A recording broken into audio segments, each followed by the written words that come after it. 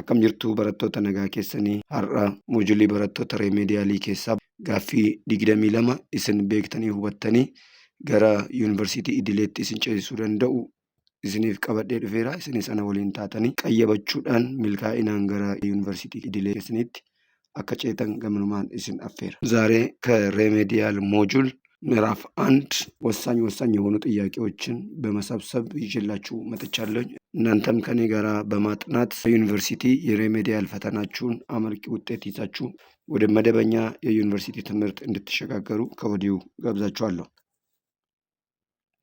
Choose the correct answer from the given alternatives. Question number 1. Which of the following is the best definition of geography? A. The study of human culture. B. The study of Earth's physical features and human environmental interactions. C. The study of living organisms. D. The study of ancient civilization. Question number 2. Geography is often referred to as the study of A. Physical resources only. B. Space and place. C. History and culture. D. The Earth's core. Question number 3. Which term refers to the science of mapping? A. Cartography. B. Climatology. C. Biogeography. D. Hydrology. Question number 4. Which of the following concept is central to geography? A. Evolution. B. Spatial distribution. C. Cultural history. D. Meteorology. Waraqaa xiqqoo isin cinaa jirtu irratti deebii keessan qabattanii ana waliin of madaalaa jirtu። ካጠገባችሁ ባለችው ትንሿ ወረቀት ላይ መልስ በመያዝ ከኔ ጋር ራሳችሁን እየመዘናችሁ ነው። በጣም ጥሩ። So, the best definition of geography is the study of the Earth's physical features and the human environment interaction. Ji'oogiraafaroonni adda addaa yeroo adda addaatti ji'oogiraafiidhaaf hiika adda addaa kan kennan yoo ta'e illee geography has a broad field that studies both the physical aspect of the earth, such as the landforms, climate, and how humans interact and impact these environments. Geography bridges natural sciences and social sciences, focusing on spatial relationships and patterns. Kan jedhu hiika giddu galeessaa ta'a. Question number 2. Geography is often referred to as the study of space and place. The answer is B. Here, geography examines the space, which means how physical and the human phenomena are distributed across the Earth's surface. Kan jedhu waa'ee bakka waan tokkoo qayyabata. Akkamitti wantootni uumamaa fi namtolcheen qaama lafaa irratti bittinnaa'anii argamuu kan jedhu, which means the meaning and the significance of specific locations. These concepts are fundamental in understanding what geographical patterns and the relationships. Question number 3. Cartography is the science of mapping. ሳይንስን ማፕ hojjechuudhaaf ካርታን ለመስራት የሚያግዘን ሳይንስ ካርቶግራፊ ይባላል። So, cartography is the art and the science of making a map. It involves the representation of spatial information, including the landforms, boundaries, and the human settlements on a two-dimensional medium. So, the correct answer is A. Question number 4. The central to geography is spatial distribution of phenomena on the Earth's surface. Yaada gidduu gala geography kan ta'e spatial distribution kan jedhudha. Correct answer is again B.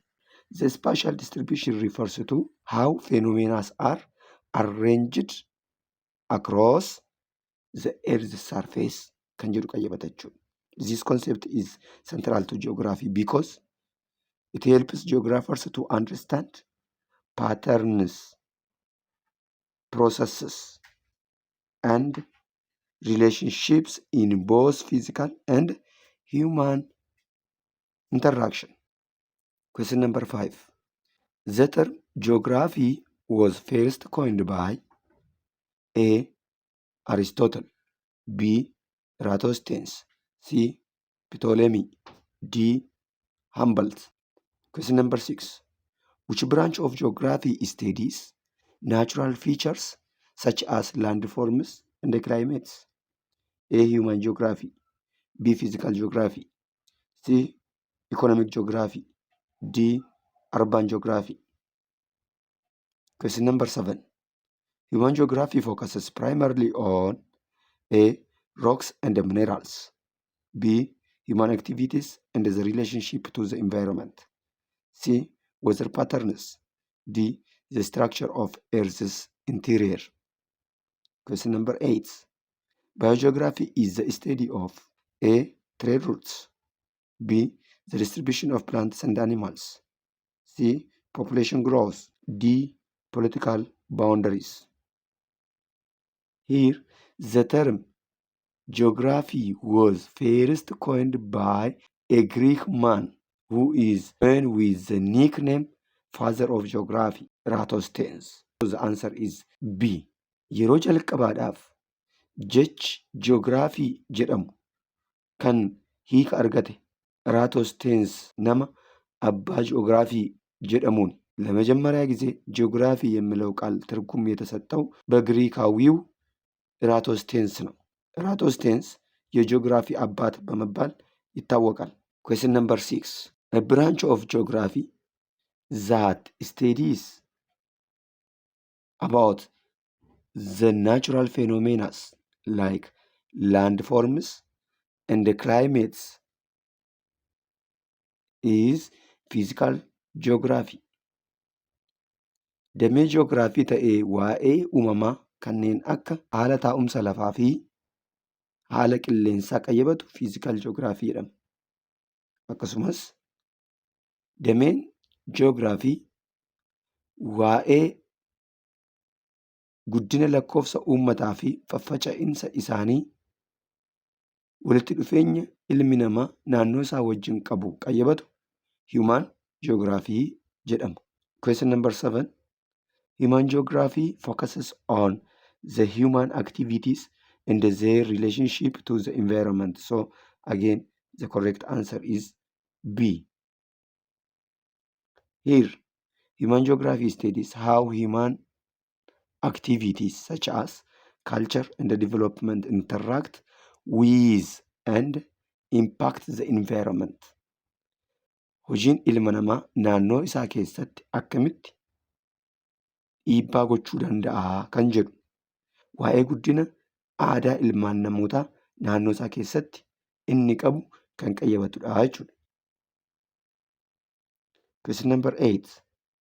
Biogeography is the study of the distribution of plants and animals. The correct answer is B. Biogeography studies about all living things on the surface of the earth, including distribution of plants, types of plants, and animals on the surface of the earth. Dameen ji'oogiraafii uumamaa baayoji'oogiraafiin waa'ee gosaa fi faffaca'insa biqilootaa fi bineeldotaa qaama lafaa irratti qayyabata. ባዮጂኦግራፊ የጂኦግራፊ ትምህርት ቅርንጫፍ ሆኖ ስለ እጽዋት አይነትና ስርጭታቸው እንዲሁም ስለ አራዊት የሚያጠና ነው። Question number 9. Which branch of geography deals with the study of population? A. Geomorphology. B. Climatology. C.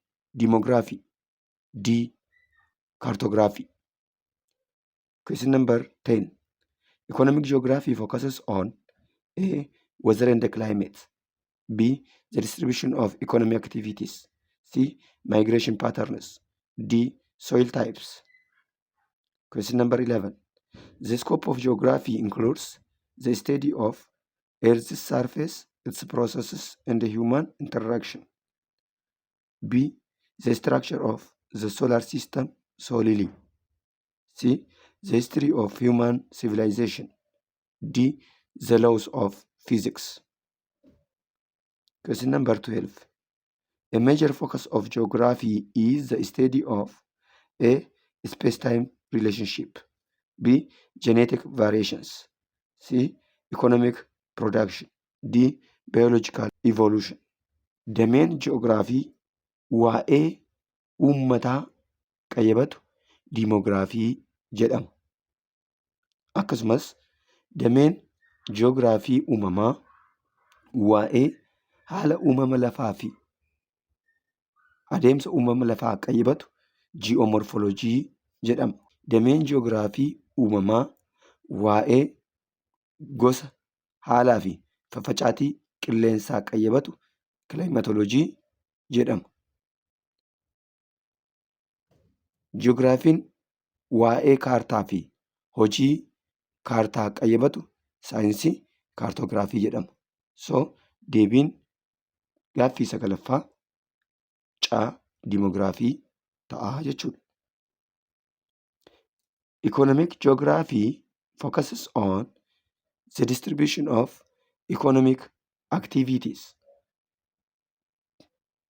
Economic geography again studies about the supply and production of goods and services in a market. What is the supply of goods produced in some areas? What is the demand of the population in the market? The correct answer is B. Question number 11. The scope of geography includes the study of the Earth's surface, its processes, and human interaction. The correct answer is A.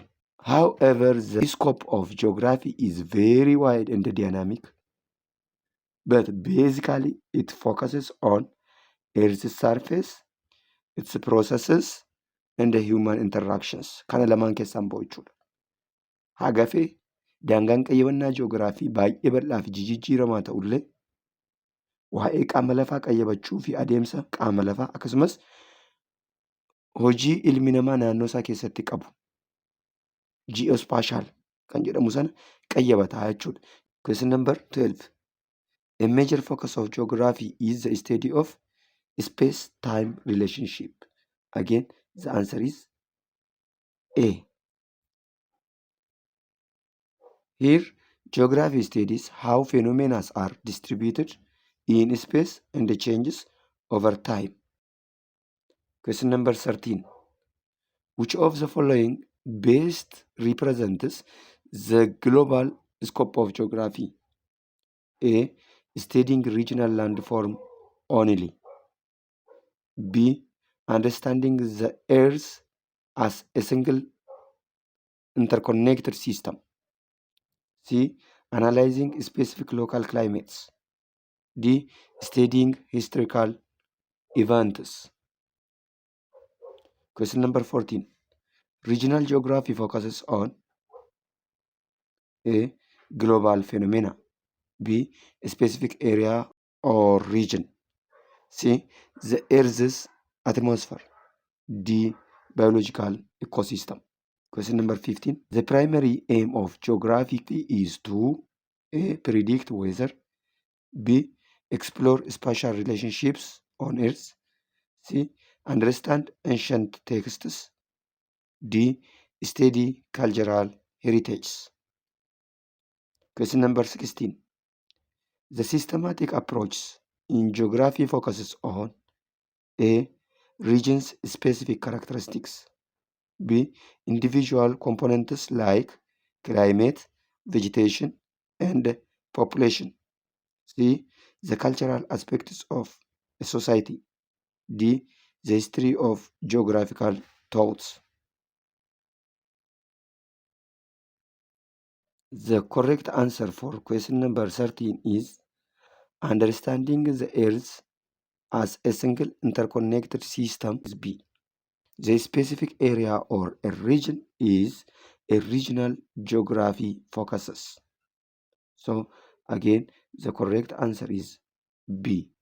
xiyyeeffannoon regional geography waa'ee naannoo sirriitti qayyabachuudha. ስለ አንድ አካባቢ በጥልቀት ማጥናት የሪጂናል ጂኦግራፊ ትኩረት ነው። Question number 15. The primary aim of geography is to explore spatial relationships on the earth.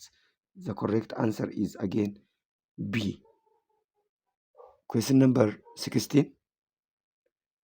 Individual components like climate, vegetation, and population is the systematic approach in geography.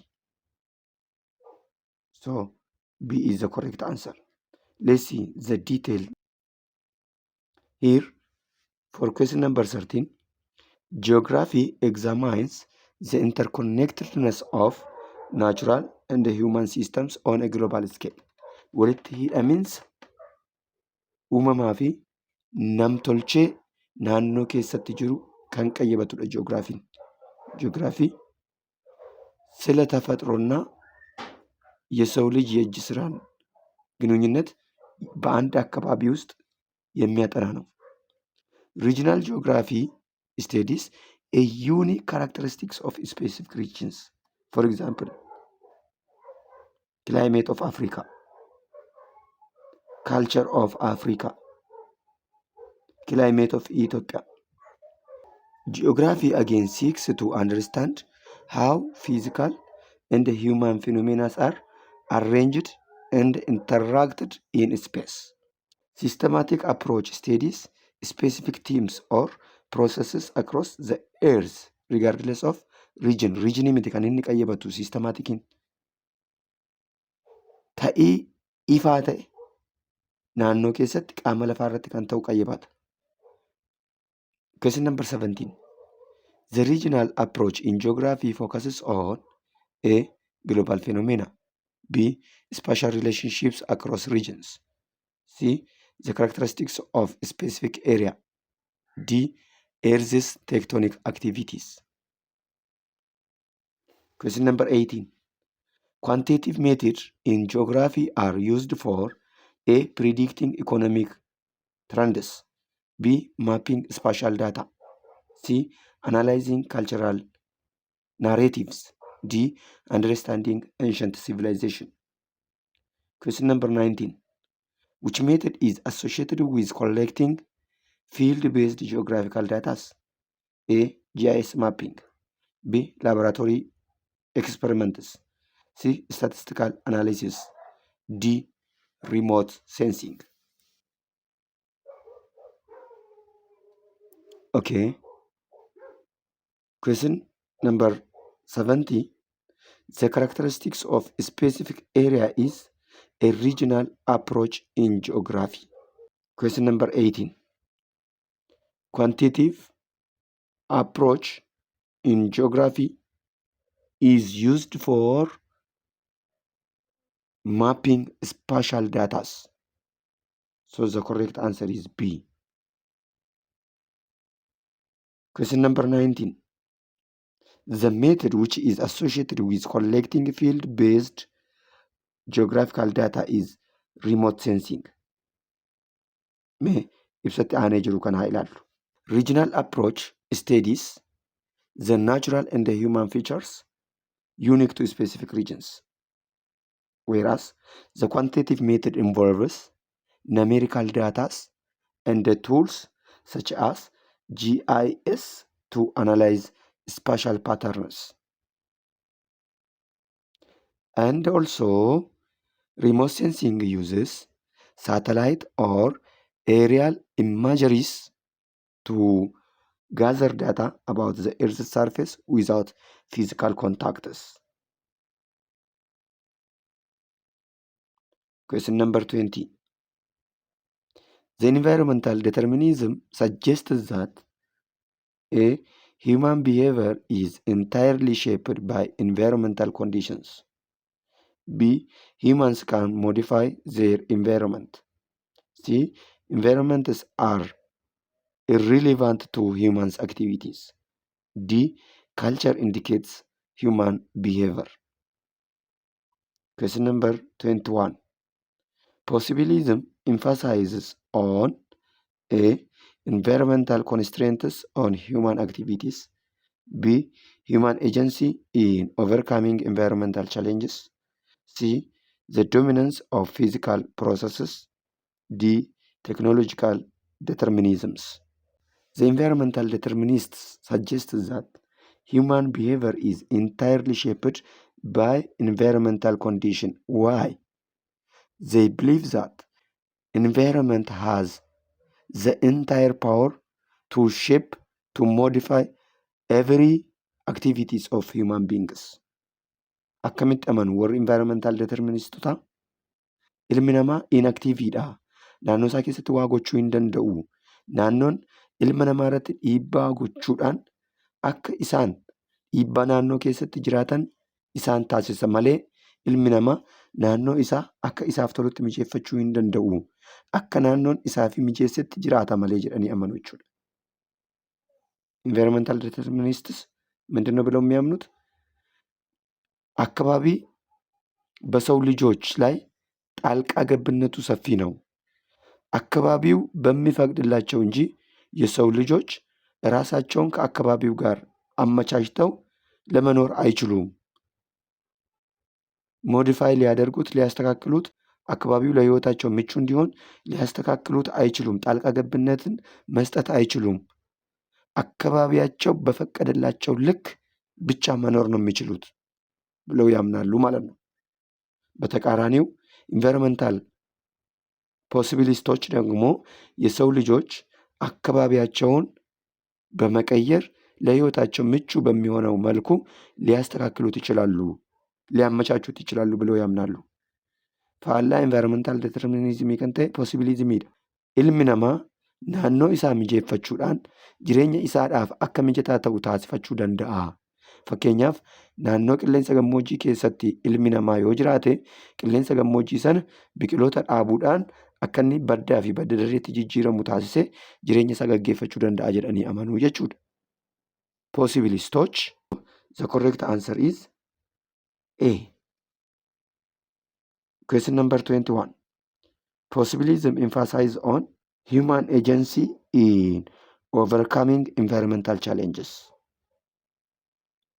Ilmi namaa tarkaanfii naannoo irratti fudhatuun naannoo isaa jireenya isaadhaaf mijeeffatee jiraachuu danda'a jedhanii amanu. So the correct answer is B. Chaanalii keessan Geolesson 17 Tube waan daawwattaniif galatooma. Geolesson 17 Tube chaanaalachuun sila gobanyaachuu አመሰግናለሁ። Geolesson 17 Tube chaanaalii milkoomina egeree dhalootaaf dhimmu